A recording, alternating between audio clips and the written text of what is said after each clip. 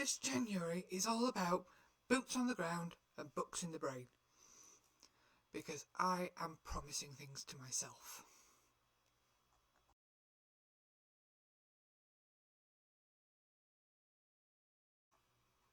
So, if you hadn't already found out, I love books. But I'm also promising to do more exercise. And it's not great exercise, but it's still getting active. So I'm combining them. I am now walking for exercise and brain stimulus. So that means boots on feet or trainers and a book in my ears. So I've already mentioned in a previous post that I have embraced audiobooks. They are awesome. And they have the added benefit of letting you get other stuff done while you're listening. As long as you don't have to put in too much cognitive input. You can't really, read something else while listening. It doesn't work. You just get really confused. But walking is a really simple form of exercise. And I've tried it before. It works quite effectively when you've got plenty of input and impetus behind you. Now, so I started this year. I am walking every day for at least half an hour, if not more. Now, even if it just means I have to wander around the block a few times, I'm still walking. I'm still exercising. And one of the wonderful things about listening to audiobooks while you're walking is that you can still sink deep into a story, because putting one foot in front of the other is something that we've been doing for quite a long time. For most of us, anyway. And something that I found quite interesting. When you're walking and you're actually getting the blood flowing and everything, there's actually more oxygen going to your brain. So you're actually getting more from what you're listening to. Now, there are downsides to walking and listening. If you really sink too far into your story while you're listening, curbs and falling flat on your face are a possibility. Just mind your feet. It's worse in boots. Because I have a tendency to kick curbstones when I'm wearing boots.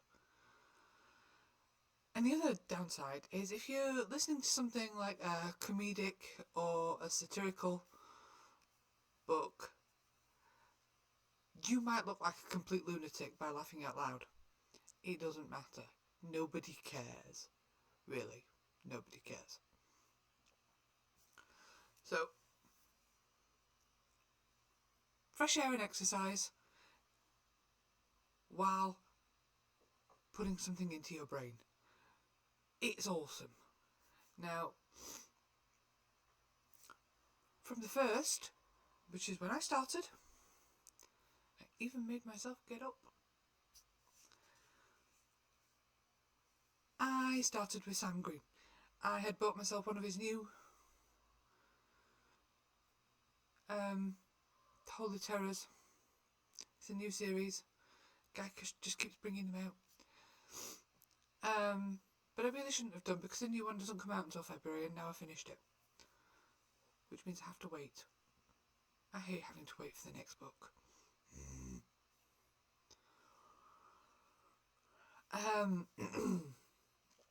But I have now stepped things up. See, because my brain's more oxygenated and happier about what's being put into it, I decided to get the audiobook of The Feminine Mystique, which was recommended to me by a YouTube commenter, and I haven't read it for about 25 years. When 10 Things I Hate About You came out, because I was Cat Stratford at school. Just not quite that thin.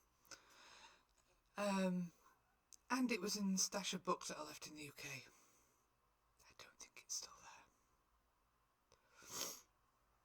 there. Now, while I started listening to this a few days ago,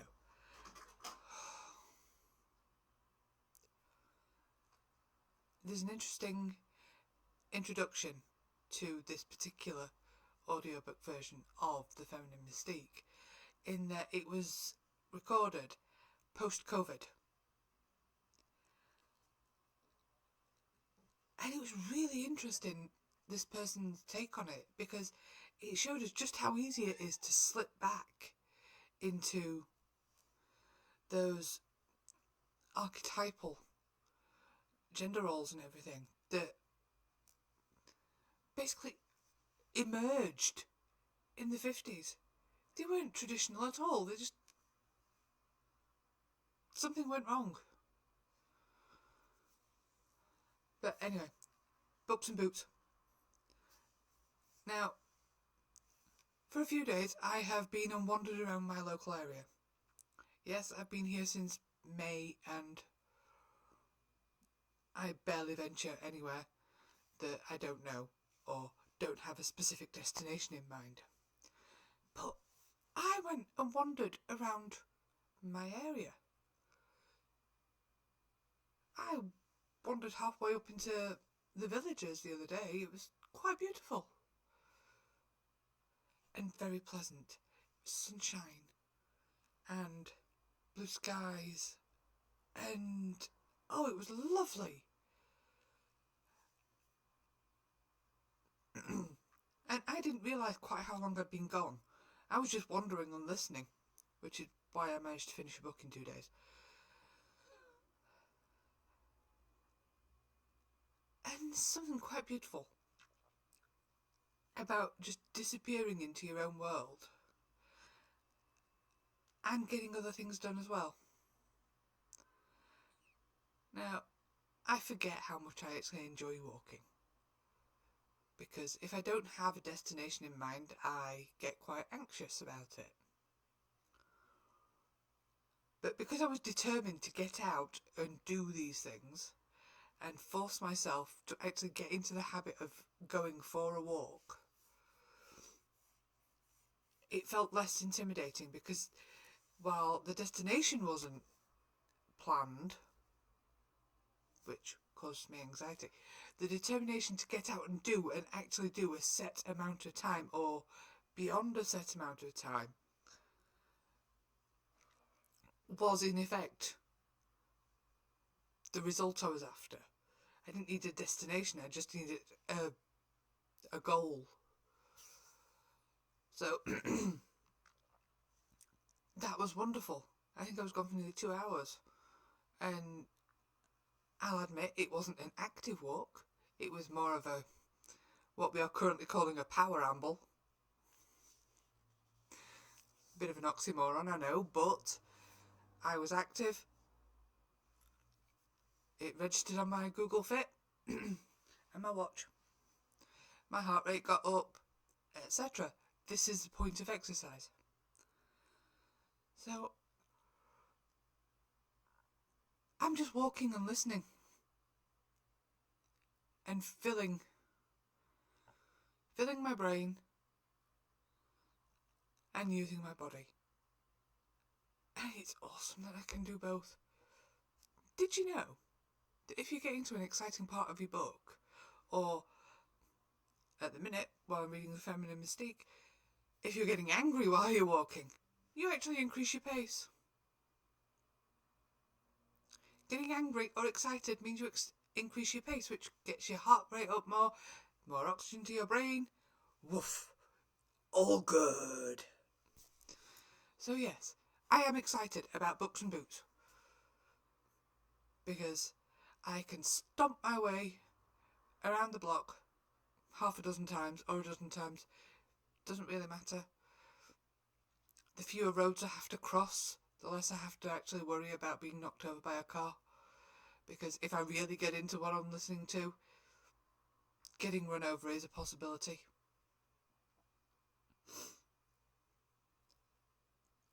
So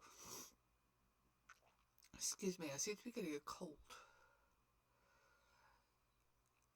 This is exciting for me right now. I don't have any illusions that I could run or jog and listen to books because I'm not that coordinated and the pavements aren't that flat. I will fall over. And I've already broken my nose 3 times. I really don't want to do it again. So I will keep up the walking and reading. I'm reading books while I walk. It's all cool. And it's a lot better than actually trying to read a book while walking, because then you do fall over. My own feet most of the time. So, books, boots. Train as if I'm going to go power walking.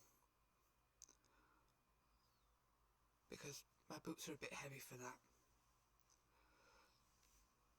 And it's amazing. I am actually making time.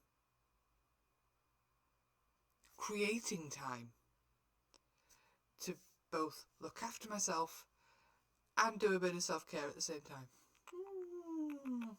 Yes, there is a distinction there. Looking after my health and looking after my brain, which is not the same as my mental health. So I would encourage you, even if you just like the sound of the person that's talking, even if you want to go back and read it at the same time, all good. It's still going into your brain. You're still expanding yourself and still looking after your body. That is my treatise on books, boots, and the awesomeness of audiobooks. By the way, keep an eye out. If you want Audible, there is one thing that is spectacular about getting one of the credit memberships. You get access to all the free stuff,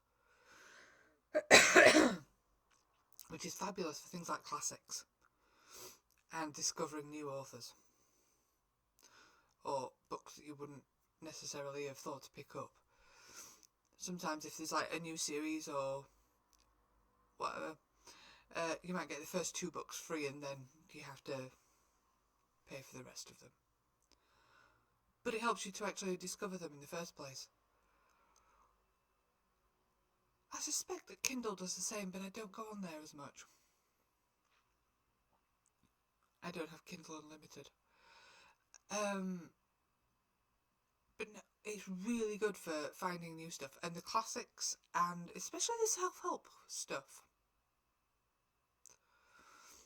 Because you can still download them to your phone. If you don't want to use your data, you can still listen to them. Yes, they disappear after a while, but if you've already read them and you want to read them again, or you've already listened to them, you have the option to buy the book. Scandalous as that may seem, once you've listened to it once, you have that option. My personal preference is I like the classics. I've listened to Dracula and Pride and Prejudice and Emma and all those sort of things. Actually, Pride and Prejudice is a favourite one to clean to. But I know that story backwards, so I don't need to think too much about it. But whatever you're doing, even if all you're doing is running around your house cleaning or sorting out papers or whatever, doing something while getting some happiness in your head helps you create time. So there we go. Audiobooks and walking leads to creating time for yourself. And I think that's awesome when we all have far too little time for ourselves. Books and boots are awesome.